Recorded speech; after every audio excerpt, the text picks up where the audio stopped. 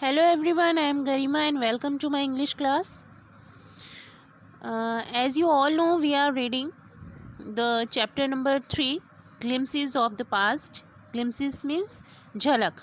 हमारे पास्ट की कुछ झलक, कुछ झलकियाँ हम इस चैप्टर में रीड कर रहे हैं. Education in India was in Persian and Sanskrit in 1835. An Englishman named Macaulay suggested a change. तो उस टाइम में क्या है, एजुकेशन जो थी. अच्छा, ये देखिए पॉइंट है डिससेटिस्फैक्शन का. 1835 से 56 तक क्या कंडीशंस आई कि इंडियंस में वो डिससेटिस्फैक्शन जो है वो इंक्रीज़ होता गया. ठीक है. तो फाइनली क्या हुआ कि एजुकेशन जो थी इंडिया में पहले पर्शियन और संस्कृत दो लैंग्वेजेस में दी जाती थी. तो एक इंग्लिश मैन आए थे जिनका नाम मैकाले था. उन्होंने इसको चेंज करने का सोचा. We should teach the natives through the English language. I agree. तो वो क्या सजेस्ट करते हैं कि क्यों ना हम ऐसा करें कि इंग्लिश में ही इंडियंस को एजुकेट करें. इससे हमें भी फ़ायदा होगा, हम भी उनसे कुछ काम करवा लेंगे अपनी लैंग्वेज में, तो वो हमारी लैंग्वेज सीख भी जाएंगे. तो इससे सारे ऑफिसर्स एग्री करते थे. ओके. तो आगे क्या हुआ. English education produced clerks to whom the British gave pretty jobs under them. Incidentally, it also produced a new generation of intellectuals. तो जब मैकाले ने सजेस्ट किया कि हमें इंग्लिश में एजुकेशन देनी चाहिए, तो उससे क्या हुआ कि वो छोटी छोटी जॉब्स उन्होंने क्रिएट करी. जब वो एजुकेशन देना स्टार्ट किया ब्रिटिशियर्स ने, तो छोटी छोटी जॉब्स उन्होंने इंडियंस को देना स्टार्ट किया. जैसे क्लर्क टाइप कि भाई फ़ोन कॉल्स पे वो कोई काम कर लेंगे, रिटर्न में कुछ काम कर लेंगे, इस तरह से अपने अंडर वो रख सकेंगे इंडियंस को. बट इंसिडेंटली, लेकिन यहाँ पे इंडियंस को क्या फ़ायदा हुआ लकीली कि it was also produce a new generation of intellectuals. अब इंटेलेक्चुअल्स क्या होते हैं, एक ऐसी जनरेशन जो सोचने समझने की शक्ति हो, जिसमें वो ये सोच सके कि हम ऐसा कर रहे हैं तो क्यों कर रहे हैं, अगर हम ऐसा नहीं कर पा रहे हैं तो क्यों नहीं कर पा रहे हैं. मतलब एक लॉजिक वाली जो जनरेशन होती है ना, एक लॉजिक होता है जिसके पास, वो जनरेट हो गई. We must educate our brothers. तो उन्होंने क्या सोचा कि हमें अपने जो और भी लोग हैं उन्हें भी एजुकेटेड करना चाहिए, एजुकेशन देनी चाहिए. And try to improve their material conditions. और हमें उनकी जो मटेरियल कंडीशन है वो कैसे बढ़ाई जा सकती है, मतलब वो कैसे अपने आप में सुधार ला सकते हैं, ये भी बताना चाहिए. For that we must convey our grievances to the British parliament. और हमारे जो भी दुख तकलीफ़ हैं, जो दर्द हैं, जो भी हमें डिससेटिस्फैक्शन है, जो भी हमारी प्रॉब्लम्स है, वो ब्रिटिश पार्लियामेंट को हमें बोलनी चाहिए. इस तरह से वो कन्वर्सेशन करने लगे थे जो इंटेलेक्चुअल लोग थे. By 1856 the British had conquered the whole of India. Let's see.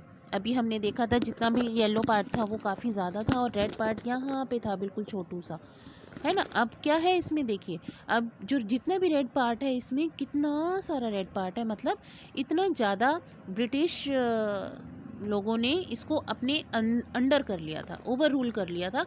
और देखिए अब बिल्कुल इतना थोड़ा सा पार्ट है ये जिसको और पार नहीं कर पाए.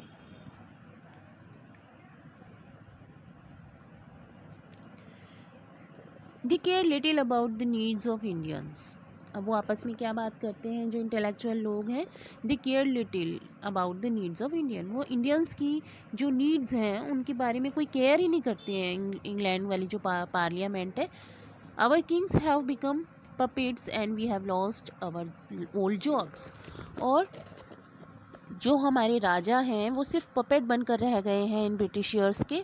और हमने जितनी भी हमारी ओल्ड जॉब्स थी, चाहे हमारा कॉटन वीविंग का काम हो, चाहे हमारा क्रॉप्स का काम हो, है ना, कोई भी काम हो, वो हम सब छोड़ चुके हैं इन ब्रिटिशियर्स की वजह से. एंड लैंड्स, और हमने अपनी ज़मीनें भी खो दी हैं यहाँ तक. They are converting our brothers. और वो हमारे ब्रदर्स, जो हमारे भाई बंधु हैं, उन्हें भी वो कन्वर्ट कर रहे हैं. You only talk, do something to drive that out.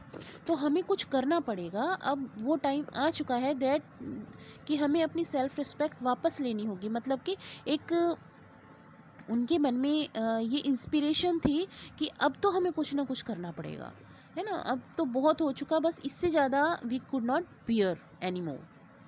Okay, तो इस तरह के मन में सबके डिससेटिस्फेक्शन धीरे धीरे डेवलप हो रहा था। The sparks 1855 to 57। Taxes continued to ruin the peasants in Bengal. The Santals, who had lost their lands under new rules, became desperate. In 1855, they rose in rebellion and massacred Europeans and their supporters alike.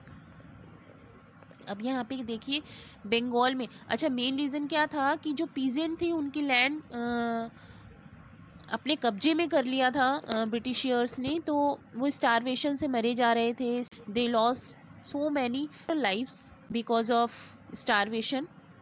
तो यहाँ पे यही बात बताया गया है कि वो इतना ज़्यादा टैक्स लगा लेते थे कि पीजेंट्स के लिए कुछ बचता ही नहीं था। तो यहाँ पे यही बताया गया, जो पीजेंट थे बंगाल के, एक जाति होती है वहाँ पे पीजेंट की जिसे संथाला बोलते हैं।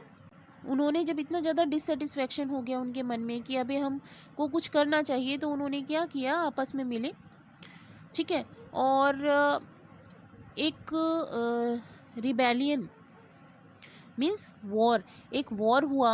उन्होंने एक वॉर किया and massacred Europeans and their supportives alike. और जो यूरोपियंस थे और जो उनके सपोर्टिव्स थे उनको मार दिया, ठीक है। उनके अंदर इतना ज़्यादा डिससेटिस्फेक्शन आ गया कि वो उन्होंने रिवोल्ट कर डाला, ठीक है। और जितने भी लोगों ने उनकी ज़मीनें वगैरह ली थी, जिनके भी सपोर्टिव जो भी रहे थे, उन सबको उन्होंने मार दिया। Discontent was brewing in the East India Company's army too. The white soldier gets huge pay, mentioned to live in servants. अच्छा देखिए, अब पीजेंट्स के अलावा क्या है, जो वहाँ के सोल्जर्स थे, ऑब्वियसली जब इंडिया में ब्रिटिश आर्मी रहेगी तो उसमें इंडियंस ज़्यादा होंगे, तो उनमें भी डिससेटिस्फेक्शन धीरे धीरे क्रिएट हो रहा था, ठीक है।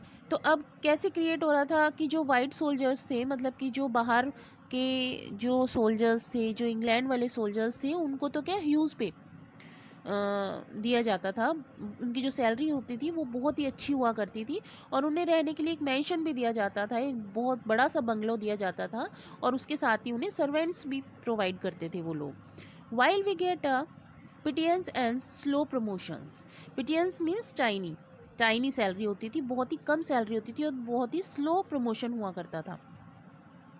दी अंग्रेज ask us to cross the sea which is against our religion. अच्छा, ये स्लो प्रमोशन भी चल जाता, टाइनी सैलरी भी चल जाती, बट जब बात उनके रिलीजन पे आ गई, उनके कस्टम पे आ गई, तो वो इस चीज़ को बर्दाश्त नहीं कर पाए।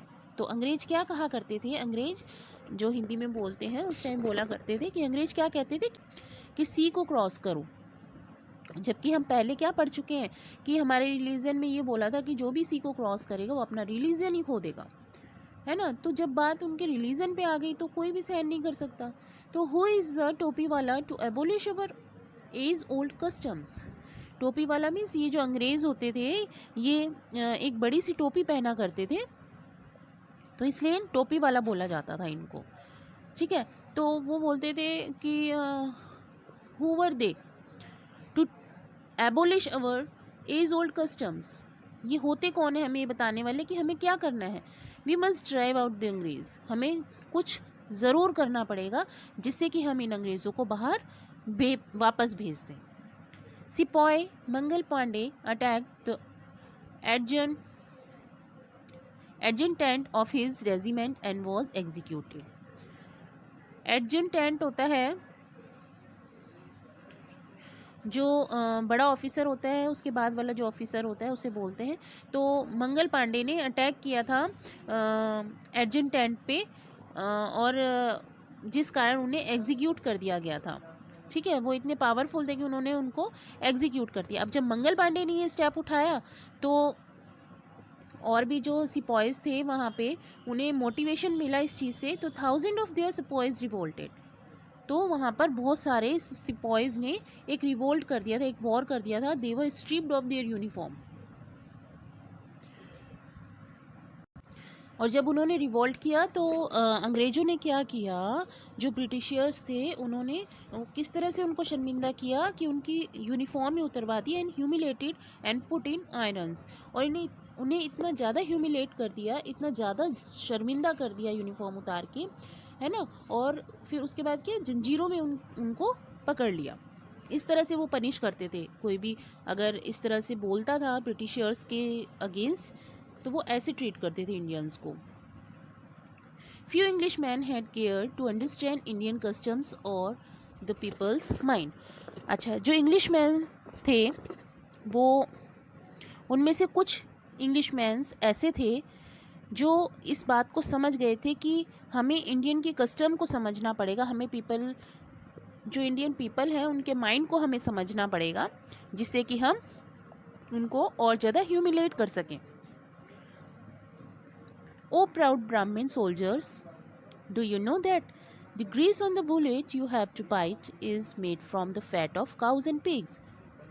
What? The white man has deceived us too. तो उन्होंने एक क्या तरीका निकाला, उन्होंने ये कहा कि जो भी ब्राह्मण हैं, सोल्जर्स में जो भी ब्राह्मण है, अब उनके सामने अगर कुछ मीट वगैरह की या नॉनवेज की अगर बात कर दी जाती थी तो वो उसी में उनका धर्म भ्रष्ट हो जाता था ना।